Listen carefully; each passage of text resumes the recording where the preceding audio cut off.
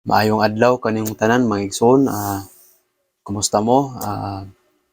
Welcome kaniyong tanan sa akong lain na sad nga video.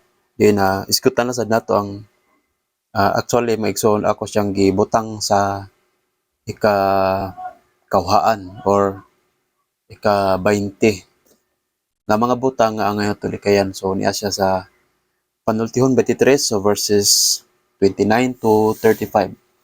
Mao ni siya mga igsoon. Kung basahon na. Pakit-a akog tawo nga kusog kaayong moinom og nakasulay pag-inom sa nagkalainlaing ilimnon. Og ipakita ako kanimo ang usa ka tawong makaluluoy og nagmahay sa iyang kaugalingon. Kanunay naghimog kasamok og kanunay nga nagbagulbol. Namula pag-ayo ang iyang mga mata og may mga samad siya nga nahimo untang kalikayan. Ayaw patintal sa bino bisan pagpula na kini kaayo og madanihon kaayo og hawt kaayong tunlon. Pagkasunod buntag, bation mo nga sama ka sa gipaak og bitin nga lala. Makita mo ang mga talan-awng makahadlok og dili ka makahuna-huna o makasulti pagtarong. Bation mo nga maora kag atua sa ilalom sa dagat o atua didto sa palo sa usa ka barko nga gituya-tuya sa mga balod. Moingon ka, tingalig na igo ako o gibunalan bahinon apan wala ako mahinumdum. Ngano man nga dili ako makabuka sa akong mata. Gusto pa akong moinom. Mao na siya magson.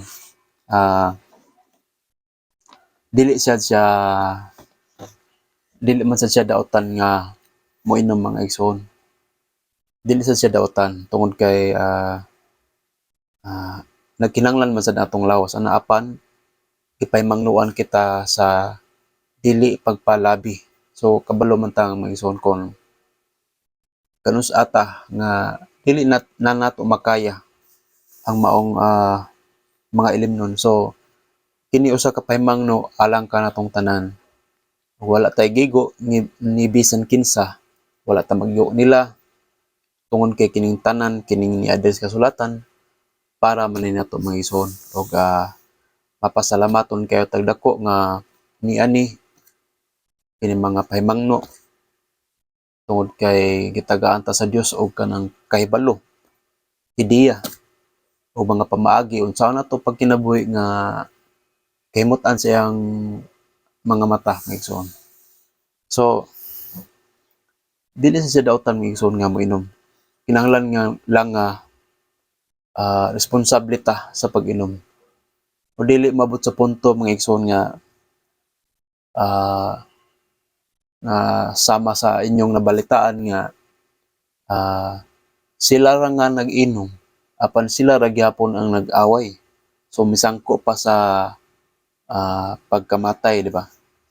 So dili unta angay ingon ana mahitabo alang sa usa ka Kristohanon mga igsoon.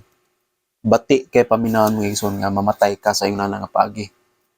Ingon nga Kristohanon, okay ra dili ka Kristohanon apan wala ta ningon nga maayo na pero Kristohanon ta mga igsoon. Wala ta tuguti nga yung nana bitaw.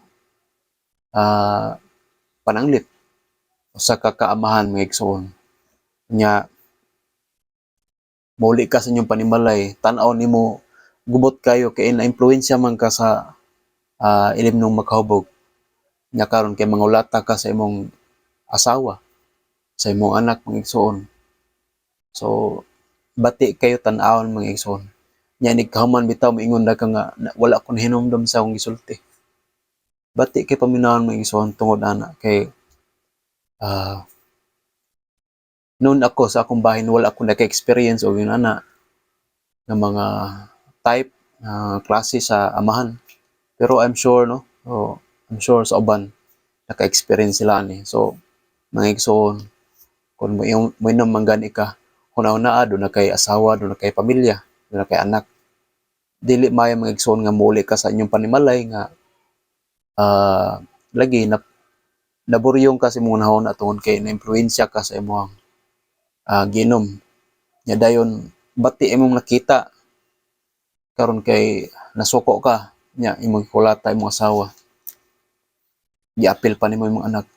So bati kayo siya nga kinaiyang nga mga igsoon, no? So ingon nga mga Kristohanon, pasalamat ta sa Dios nga niani kay nagsilbi ni siyang pahinumdom kanato labi na sa mga sama niini mga igsoon, no? Wala ta nag-point, wala ta nagigo ni bisan kinsa apan nasayod mo nga kining tanan nga niyas kasulatan para ni naton tanan. So, wala tay gitumbok nga tawo nga yun ana, di ba? So mao na mga igsoon nga nanghinaot ko nga doon na mo'y nakatunan ning akong video karon og unta nakadugang sa inyo ang pagtuo, unta nakadugang sa inyo ang kahibalo sa inyong panginadlaw-adlaw nga kinabuhi, unta nga hatagan kita sa Dios og maayong panabot og kaalam og kahibalo nga gikan niya. So dinhi na lang kutob mga igsoon og salamat kayo ninyong tanan og kita-kita ta sa sunod na nga video. Salamat. So bye-bye.